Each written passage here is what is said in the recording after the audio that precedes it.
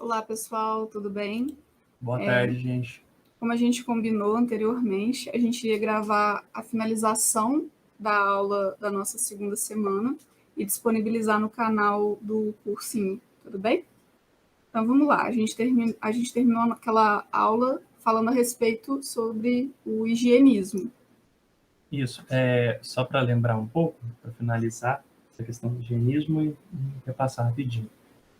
O higienismo era uma ideologia que foi muito popular, principalmente na Europa e entre certas elites brancas, né, elites econômicas e sociais brancas no Brasil, na América Latina, que queriam expulsar principalmente a população afro-brasileira, indígena, o que eles chamavam de mestiça, de grandes centros urbanos, como em Salvador, na Bahia, ou no Rio de Janeiro. Colocar essas pessoas à margem, expulsá-las do centro, dos cortiços, e modernizar, entre aspas, né? Porque, na verdade, não existe essa coisa, né? O conceito de modernização tem uma estética, mas não quer dizer que tudo que não entra nesse conceito é antiquado, certo? Então, eles queriam, na verdade, era criar uma estética mais próxima ao que a Europa considerava moderna, para criar centros urbanos no Brasil, isso aconteceu em vários países da América Latina, aliás, que fossem mais atrativos para essas elites europeias e para as elites, né, regionais. Né? Então, o higienismo tinha algum caráter de adotar medidas higiênicas no sentido de práticas sanitárias, algumas delas tinha também, mas estava misturado principalmente com essa ideologia que é absolutamente racista. É importante pensar, gente, e isso na nossa atualidade também, que todo o aspecto científico é realizado por pessoas. E na maioria das vezes, né, a ideologia ela está ali no meio da ciência também, independentemente de qual ciência a gente esteja falando. Por exemplo, a gente vai ver quando chegar no conteúdo de Segunda Guerra Mundial, como o racismo, né, a misoginia, como a xenofobia estava ali misturada nas pesquisas médicas, né? Então, é preciso lembrar sempre que as ciências são feitas por pessoas, e as pessoas não são orientadas por uma ética de equidade, de fraternidade, de solidariedade, pode trazer problemas seríssimos, tanto né, socialmente quanto cientificamente. A ciência também, da forma como a gente conhece hoje em dia, ela estava dando alguns dos primeiros passos no final do século XIX, começo do século XX. Então, muitos desses preceitos éticos para se fazer pesquisa ainda não tinham sido elaborados, certo? Então, isso criava uma forma muito mais violenta, cruel, né, de se fazer certas pesquisas, de se misturar certas ideologias absolutamente violentas. Aqui no higienismo, por exemplo, né, a gente traz a ideia do branqueamento social. Ela foi muito presente e, infelizmente, ainda está muito presente na nossa sociedade. Nesse quadro aqui, A Redenção de Campo, de Brocos e Gomes, de 1895, isso fica exemplificado, né, ilustra muito bem, que é o quê? A ideia de que a miscigenação iria literalmente branquear, tornar mais clara de pele a população. Então, você tem aí um homem e uma mulher negra clara que, teoricamente, dariam um fruto, né, teriam um filho que é ainda mais claro. Sim, a mãe da mulher, inclusive, ela é negra. Sim. Então, é como se tivesse tido uma transição para o branqueamento. E essa era a ideologia que muitas pessoas que estavam por trás desse higienismo defendiam. E isso é muito perigoso, porque a gente sofre consequências disso até hoje. Sim, essa ideia de branqueamento tem a ver com uma outra questão, que é a eugenia. A eugenia era uma compreensão pseudocientífica de que existiam raças superiores e inferiores. Como vocês devem bem suspeitar, isso culminou com muito dos nazismos e fascismos, que acreditavam isso e usavam essa ideologia para justificar o ataque que eles faziam a outras populações que não eram brancas arianas. A eugenia, portanto, acreditava que era preciso, através do casamento, dos filhos, fazer com que as pessoas que eram negras, por exemplo, ou indígenas, isso é absolutamente violento, eu sinto muito, né, a gente ter que lembrar disso, né? Mas a gente vive as consequências disso até hoje.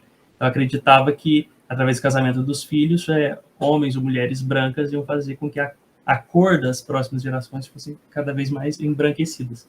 Isso é absolutamente pavoroso. Eu só quero também acrescentar um ponto do quadro que a Helena falou. Esse quadro é de um espanhol, se não me engano, naturalizado brasileiro, né? E esse quadro, ele se chama Redenção de Cã, porque, não sei se vocês sabem, mas por muito tempo, muitos teóricos religiosos, né, muitos teólogos da Igreja Católica, justificavam a escravidão da população africana, da população negra africana, dizendo que, por eles serem negros, a cor seria a marca que, supostamente, no Antigo Testamento, teria dado, Deus teria dado aos filhos de Cã, ou Caim, por ele ter matado seu irmão Abel, né? Teria escrito, está escrito no Antigo Testamento, tem alguns problemas de tradução, é claro, viu? É sempre importante ter isso em mente, né? Tem muitas traduções da Bíblia que são racistas, homofóbicas, misóginas. A maioria. Os textos originais são bastante diferentes, não existe, inclusive, preconceito homofóbico em muitos dos textos originais, como as traduções colocam, mas, enfim, o que eu quero acrescentar existia uma certa teoria dentro da Igreja Católica de que os filhos de Cã seriam marcados na pele. Então, muitos teólogos, eles argumentavam que a população negra era essa geração de Cã, marcados na pele, por isso era como se tivesse dado um merecimento a esse castigo, né, que seria a escravidão. É absolutamente pavoroso e mostra aquilo que aquela ideia terrível, né, que quando algumas pessoas poderosas elas querem realizar crueldades para defender seus interesses, elas criam justificativas absurdas. Quem que foi aquele autor? A gente estava até conversando sobre isso esses dias, que falava que a pior coisa na humanidade era tentar justificar essas atrocidades? Dostoiévski. Exatamente. Que vamos ver logo, logo. Bom, mas para além disso, né, e para além dos fascismos que vão acontecer por conta desse tipo de pensamento, no Brasil tem o pensamento de democracia racial, tão ruim quanto qualquer outro fascismo ou nazismo, e trouxe consequências gravíssimas de completos genocídios em relação a populações negras e a populações indígenas. Então, essas consequências graves, né, como genocídios, não aconteceram exclusivamente na Europa, infelizmente. Na verdade, aconteceram bem mais intensamente em territórios colonizados. Com certeza. Tanto na Ásia quanto na África e Américas, tá, gente? Bom, aí a gente chega na questão da revolta da vacina, né? Ou a revolta de 1904. Essa revolta da vacina, ela é diretamente relacionada a essa proposta de higienismo. Por quê? Na cidade do Rio de Janeiro, né, que estava acontecendo esse processo de modernização da infraestrutura da cidade, e mais precisamente, né, do visual da cidade. O visual é importante aqui, tá? Acontece também essas modernizações, bem entre aspas, das fachadas dos prédios. E entre esses prédios tinham determinadas edificações que eram diretamente voltadas para pessoas pobres. Isso no centro da cidade não existia, não como a forma que existe hoje, não existia essa separação tão drástica da população mais pobre, de periferia, e da população mais abastada, né, que ficava mais no centro do Rio de Janeiro, né? Não existia da forma que existe hoje, tá, gente? Essa distinção sempre vai acontecer, mas da forma que existe hoje, por exemplo, com as favelas no Rio de Janeiro, ela só vai acontecer a partir desse momento aqui, que é o quê? As populações eram expulsas dessas localizações, desses prédios, do centro da cidade, em direção às periferias, cada vez mais distante desses centros, né? Com a justificativa de higienizar o espaço do Rio de Janeiro. Então, veja bem, essa higienização dos espaços era literalmente a expulsão da população negra, indígena e pobre. Tá? Vem então, daí uma certa associação de violência, crime, sujeira, doença com pobreza, o que é absolutamente pavoroso. Sim, e esses cortiços, né, que eram esses prédios em que essas populações frequentemente eram encontradas, eles foram demolidos com essa justificativa de limpeza, né?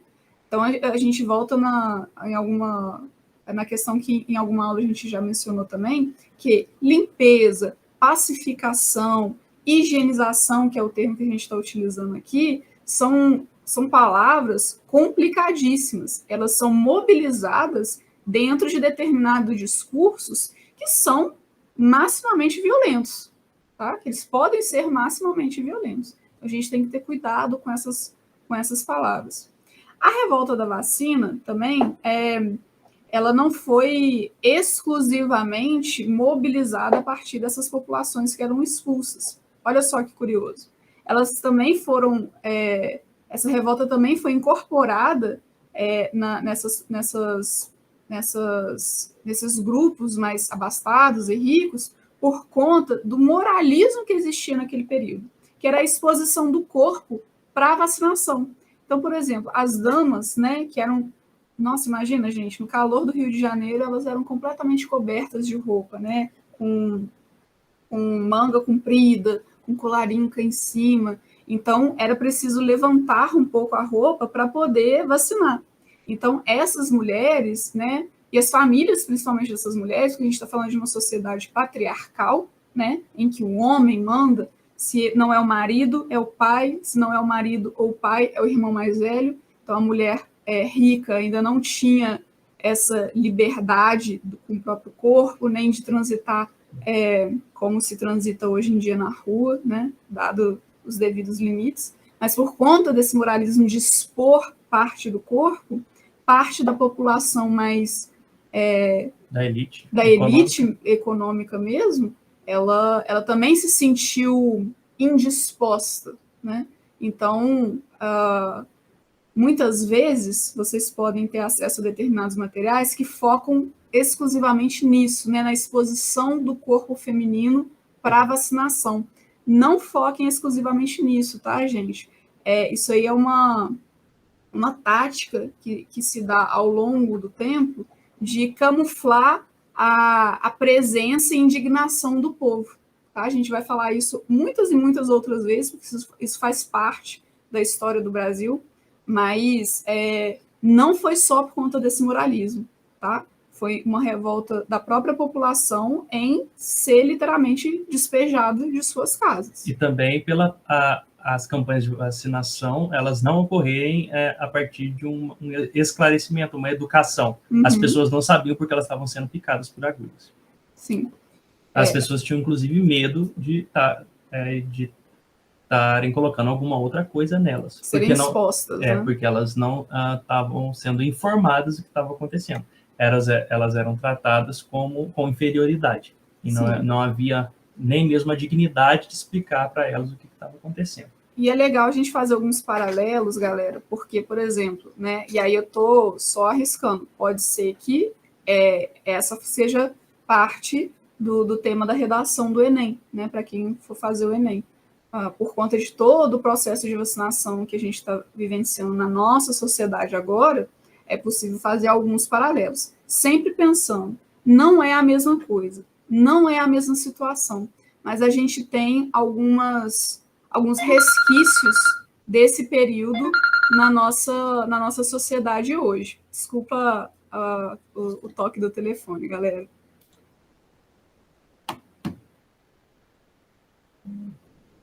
E aí, outro ponto que faz parte dessa sociedade, né, de Primeira República e de início do século XX é o coronelismo. Bom, coronelismo, ele faz parte de uma estrutura onde certos chefes, entre aspas, locais, né, especialmente nos espaços rurais, grandes donos de fazendas, pessoas extremamente poderosas, né, em várias regiões, especialmente no Sudeste, eles criavam uma rede de influência e de violência para que as populações que eram subordinadas a eles, né, os colonos, os trabalhadores, para que eles todos se submetessem aos candidatos que eles queriam que votassem. Então, por exemplo, um grande fazendeiro, ele tinha esse poder, ele coagia, né? Ou seja, através dos seus capangas, ele literalmente dizia para as pessoas, votem em tal pessoa. Inclusive entregava a cédula já preenchida no dia da eleição, tinha os capangas no lugar para verificar se a população, se cada uma das pessoas votaram no candidato. O voto, é importante lembrar, não era aberto, né? O voto, aliás, era aberto, perdão. As pessoas, todo mundo sabia em quem aquela pessoa votou. E, obviamente, o voto era impresso, tá, Sim. galera? Porque o voto impresso é muito mais fácil de ser manipulado. Era impresso e não existia justiça eleitoral, certo? Então, o poder desses coronéis era imenso regional, né? Não existia nenhuma outra autoridade acima deles que fiscalizava se estava ocorrendo da forma adequada. Inclusive, os capangas dos coronéis, eles faziam listas das pessoas que teimaram em não votar em quem eles mandaram. Só uma questão, a figura do coronel é uma figura anterior à República. Na verdade, eram chefes militares locais, né, que foram permitidos já no Império, para que eles organizassem exércitos para defender a localidade. Milícias. Né? Inclusive, defender entre aspas. Né? Uhum. Na verdade, realizar ataques ou se defender de ataques de populações de outras capitanias, de indígenas, uhum. De colonizadores de outros países, os franceses, por exemplo, tentaram realizar colônias ali na região do Rio de Janeiro. Mas é importante lembrar, galera, que o poder sobe a cabeça das pessoas. Né? O poder, ele embriaga, né? Deixa a pessoa doidona, capaz de achar e fazer, de fato, absolutamente qualquer coisa. Então, esse poder, né, sobre a vida e a morte das pessoas é algo muito forte na trajetória histórica do Brasil. Né? Aqui, os historiadores começaram a chamar de coronelismo.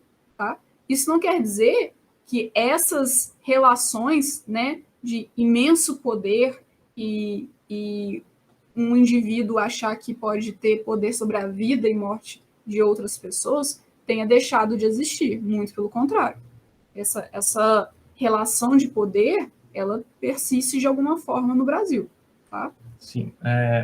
Mesmo que depois essas figuras da Guarda Nacional, né, que eram os coronéis, com a transição do Império para a República, não tinha mais um caráter oficial, esses coronéis locais, eles continuaram a exercer o poder deles, como a professora Eliana está dizendo, mesmo depois com a criação da justiça eleitoral, mesmo depois com com várias transformações, até hoje existem poderios locais, né, autoritárias locais, que através da influência deles social, econômica, eles têm todo um sistema de milícia para poder coibir a população a votar em quem eles querem.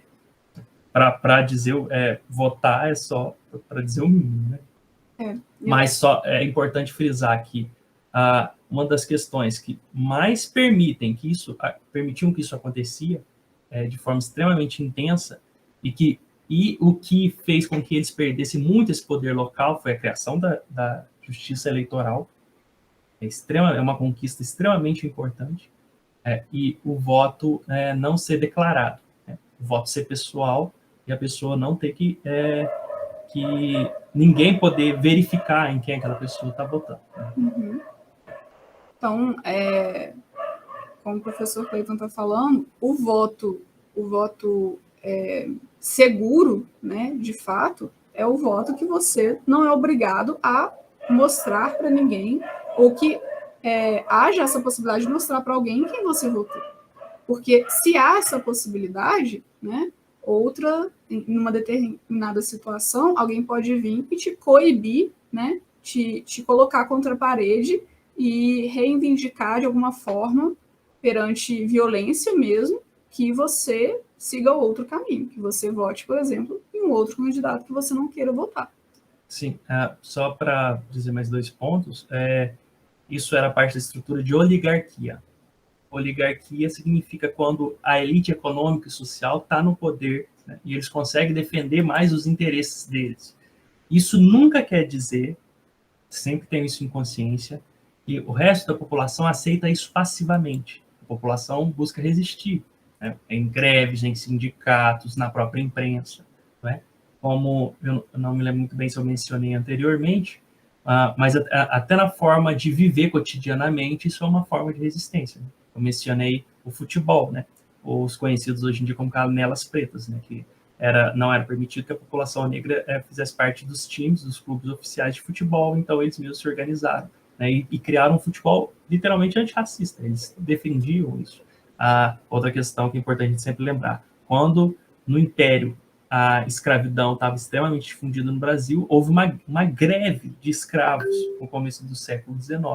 Então, para vocês terem a noção de quão é importante a gente sempre lembrar disso, que a população resiste, se organiza de outras formas, que não seja necessariamente só exigir, às vezes, que o Estado dê para eles o direito que são deles. As pessoas se organizam em comunidades para elas se protegerem, conquistar seus direitos.